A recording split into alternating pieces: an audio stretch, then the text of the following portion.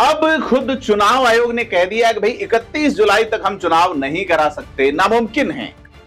प्रदेश में पंचायत और नगर निकाय दोनों के चुनाव 31 जुलाई तक नहीं हो पाएंगे। यह बात अब खुद राज्य निर्वाचन आयोग ने मान ली है। सोमवार को राज्य निर्वाचन आयोग पंचायत राज विभाग को एक पत्र लिखता है जिसमें साफ कहता है कि दोनों चुनाव कराने में कम से कम 90 दिन का वक्त चाहिए, 3 महीने लगेंगे। और यह तय है कि जब सरकार या ओबीसी आयोग जल्दी से आरक्षण तय करके दे दे उसके बाद 90 दिन लगेंगे। आपको याद होगा कि राजस्थान के हाईकोर्ट ने 22 मई को आदेश दिया था कि 31 जुलाई तक दोनों तरह के चुनाव पूरे करवा लीजिए, करवाने ही हैं।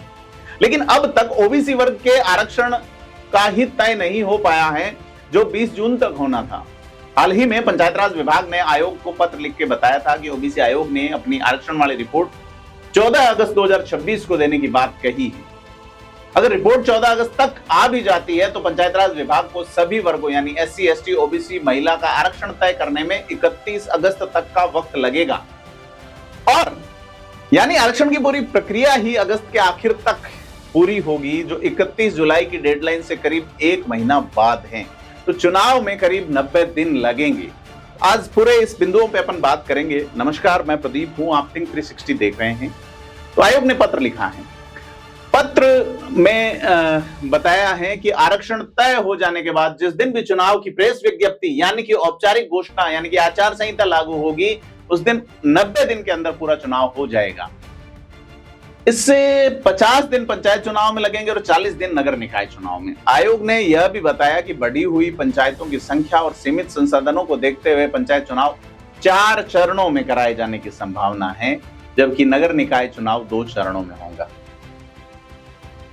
यानी हिसाब पूरी तरह साफ हो गया है। संयम लोढ़ा एक बार फिर से अवमानना को लेकर राजस्थान हाईकोर्ट पहुंचे हैं और आयोग ये कह रहा है कि आरक्षण की रिपोर्ट 14 अगस्त को आ जाती है, राज्य सरकार 31 अगस्त तक आरक्षण तय कर देती है और उसके अगले दिन से चुनाव की घोषणा हो जाए, तब भी पंचायत और नगर निकाय चुनाव पूरे होने में सितंबर के आखिर से लेकर नवंबर के आखिर तक का वक्त लग ही जाएगा। यानी 31 जुलाई को कोर्ट की डेडलाइन अब सिर्फ कागज पर है।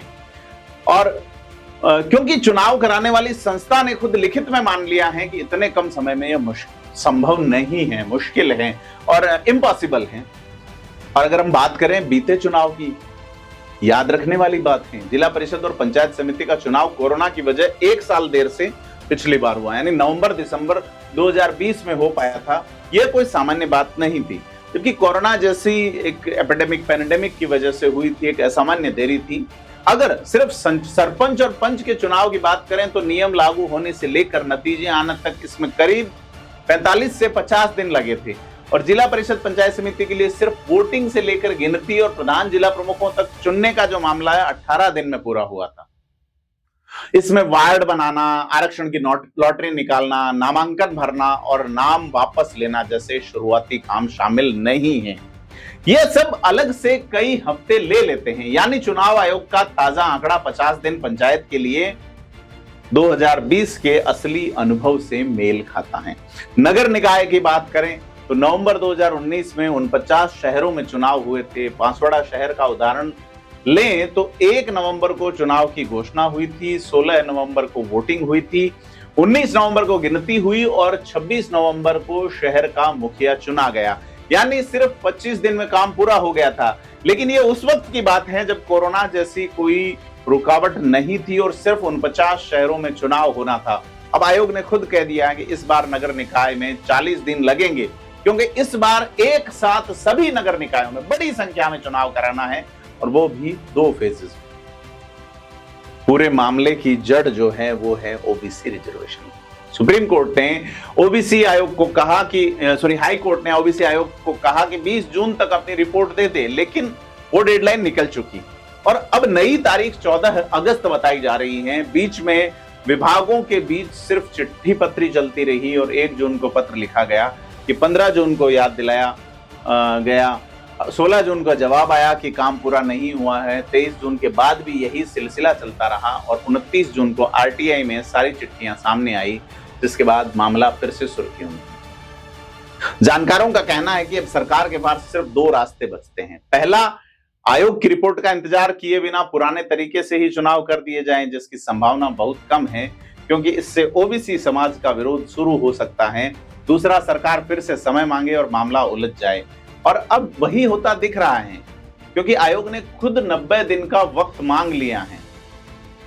तो राजनीति की बात, अरुण चतुर्वेदी का बयान और संयम लोढ़ा के हमले पे बात करें, क्योंकि ये बयान मामले को और गरमा रहा है। राज्य वित्त आयोग के मुखिया और भाजपा के पुराने नेता अरुण चतुर्वेदी ने भीलवाड़ा में कहा था कि पंचायत निकाय चुनाव अक्टूबर से दिसंबर के बीच होंगे, यानी मंशा साफ है भाजपा की, जो अब आयोग के ताजा पत्र को देखते हुए सही भी साबित हो रही है।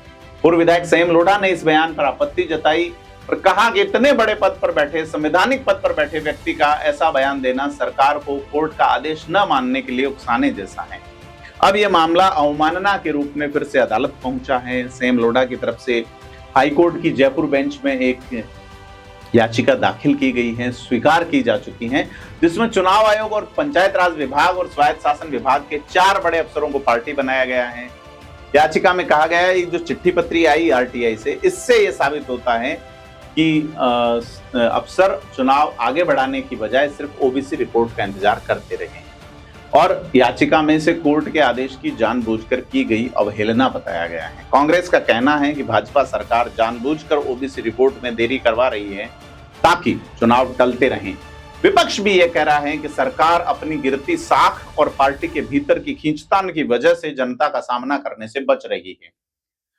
अब आयोग के इस नए पत्र के बाद यह सवाल और गहरा है कि क्या सचमुच संसाधनों की कमी है या फिर देरी को एक अफसरशाही जस्टिफिकेशन के तौर पर इस्तेमाल किया जा रहा है, ताकि 31 जुलाई को डेडलाइन टूटने का ठीकरा किसी एक के सिर पर न फूटे।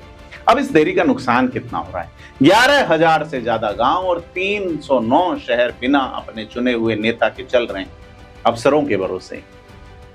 गांव शहर के विकास के लिए जो पैसा सीधे सरपंच और पार्षद के जरिए खर्च होना था, वह अफसरों के भरोसे अटका पड़ा है। पानी, सड़क, सफाई जैसी रोज की समस्याओं का अभाव है और जनता का जवाब देने वाला कोई नेता मौजूद नहीं। अब आयोग के अपने पत्र के मुताबिक यह इंतजार सिर्फ हफ्तों नहीं बल्कि कुछ महीनों का और होने वाला है।